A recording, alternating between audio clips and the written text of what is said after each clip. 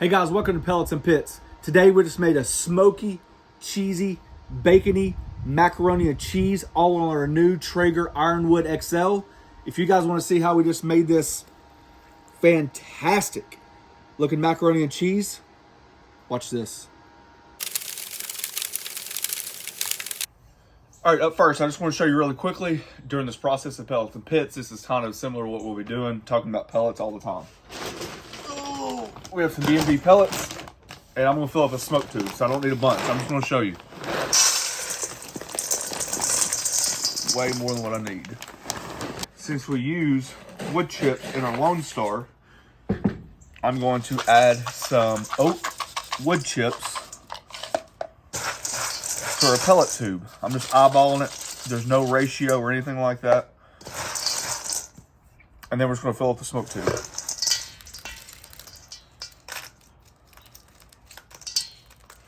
Just like that. To light the smoke tube, I just got a creme brulee torch. You can use a blowtorch. Whatever you got will work fine.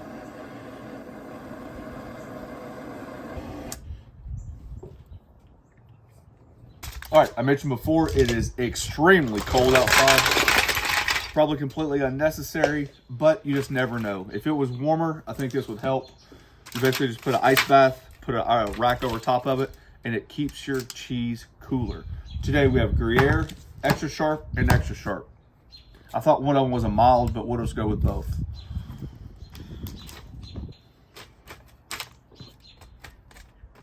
Simple as that. All right, just set this off to the side. It's a good thing that when you start your smoke tube, let it burn for a minute. Give it about 5 minutes to really catch on fire. When you torch it, it kind of gives you a false sense of how strong the fire is. So try to find something else to do, like prep the cheese or something like that, and just give it a few minutes to actually catch on fire. That way when you close the lid, it'll continue to burn. A good smoke tube right there is going to last you about 3 to 4 hours. We're not going to smoke our cheese that long, but it gives you that idea.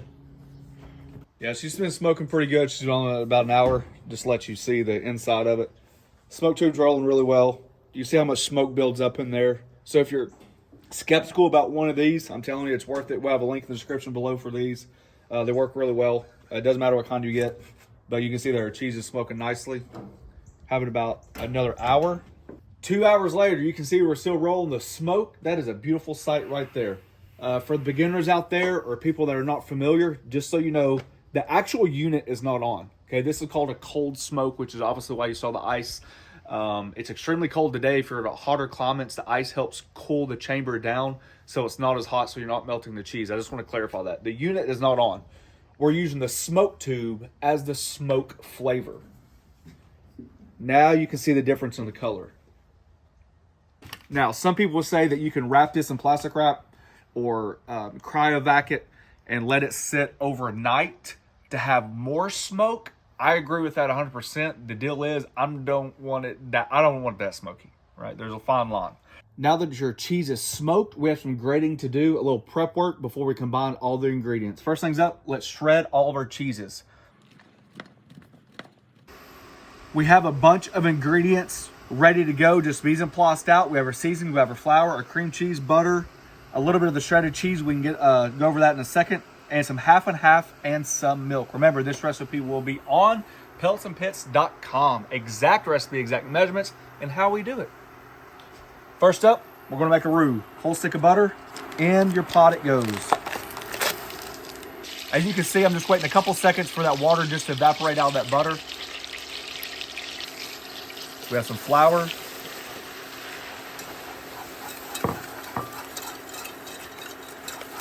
Cook that for a few minutes, maybe 1 to 2 minutes. You just want to cook that flour taste out of it.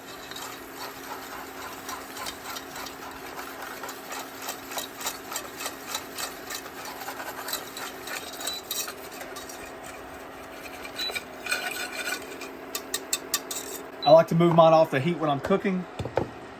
We're going to slowly incorporate our mix of liquid. You see how our roux calmed down a little bit? It's not as hot. I just think it incorporates a lot easier. All right, the sauce is looking nice, thick, and creamy.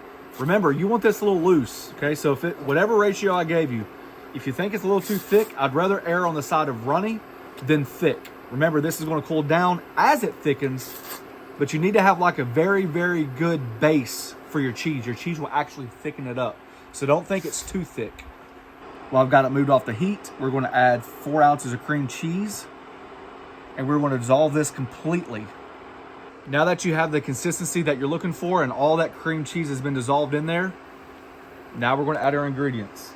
Garlic powder, salt and pepper, smoked paprika, red cayenne, mustard powder, and 2 cups of that cheese. I know it doesn't seem like a lot, but we're going to be adding a ton of cheese throughout the casserole.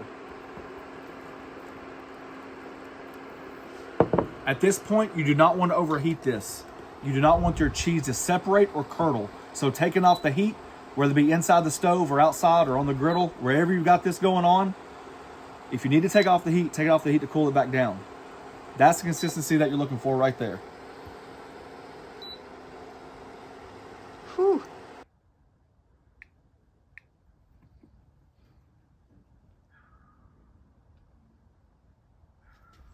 All right, there's some of the rest of your grated cheese. I like doing this way because I like the pull of the cheese when it comes to macaroni and cheese.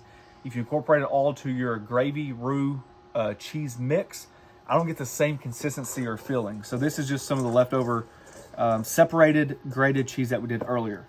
To that, we were adding some cooled down, not refrigerated style, it's just not piping hot,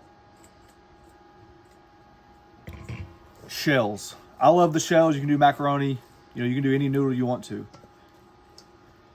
This is not cooked all the way through. When you taste it, it almost tastes like, man, it just needs like a couple more minutes. That's what you're looking for. Because since this is going back on the smoker, if this was done at this point and you cooked it for another hour, your pasta would be overcooked. See how the cheese is just kind of getting mixed in there without melting? That's what you're looking for. To that, we're going to add our sauce that's been cooling down. I'm going to save just a little bit for the top. Let me show you. Just a little bit. That's going to help protect your noodles. Give it a quick mix. We have a buttered casserole dish. And then all that macaroni and cheese right inside there. I don't like it smooth. I like it kind of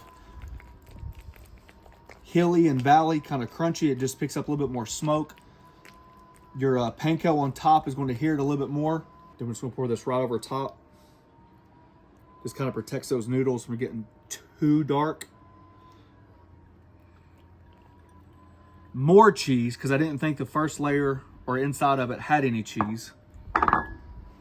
Then this is the secret. Not all the way, just a little bit. That's why I saved some of that gravy.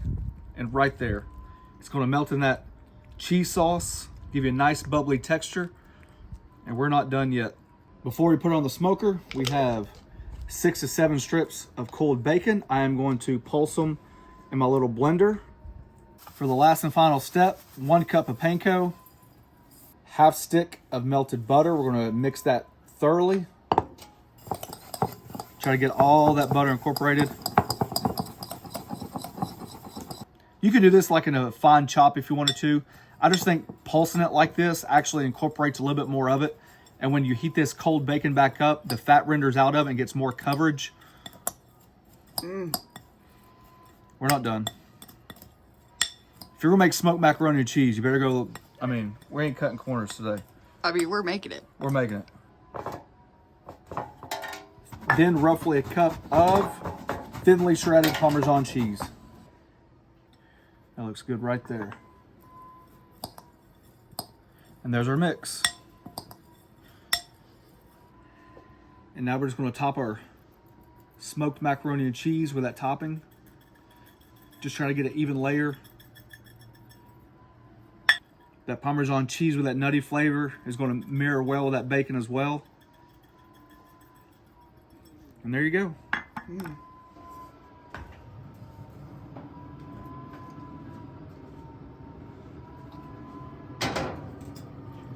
Right on the Traeger it goes for about an hour. Hovering around 45 minutes. And that is what it should look like. You see we're getting a nice crust on top. It's starting to dry out that panko. Now we're going to do is close the lid, turn the temperature up to about 325, and let it go for another probably like 20-30 minutes, something like that. 3:30, just because you're feeling ornery? Yeah. All right, this is the first video that we've actually shown you the cue that. It's finally here. If you followed me on the Flat Top King, you know this has been 9 months in the making. It is officially here. It's officially live on our website, theflattopking.com, where you can actually purchase these. Along with the Shake That and Smash That. If you buy all three as a combo, they are on sale. So we're extremely honored, happy, and excited about this adventure. This has been a long time in the making.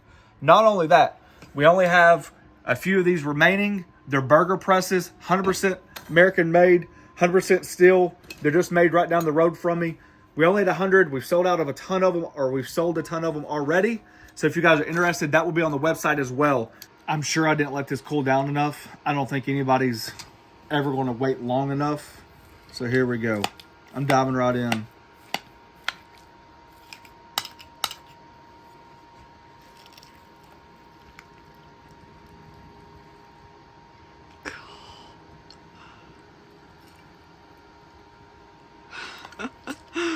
Just in case you didn't see that slow-mo. Noodles have integrity. I can tell you that right now. They're not overcooked. Cheesy. Creamy. Hot.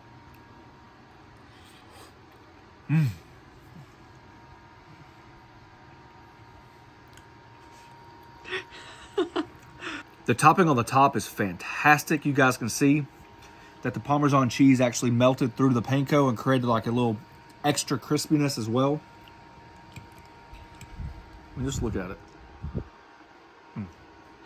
If you're doing that with your macaroni and cheese, are we supposed to keep filming? That is good. That is really good. Well, this is my third take to end the video. Because the first take, I ate the whole thing. And then the second take, I ate the whole thing. And now I'm in my third and fourth scoop. So before I get started to eat this, that's how it's done. You can add your cheeses, you can mix them out. I think the key to the dish, I'm not a huge fan of over smoking the cheeses. I think they can get away from you. That 2 to 2.5 hour smoke time with a smoke tube with your pellet smoker off. You can use a Weber kettle as long as it encloses and that smoke's allowed in here. You're good to go. You can throw this in the oven actually if you wanted to. I omitted the cream cheese for that reason exactly. I didn't want to over smoke it.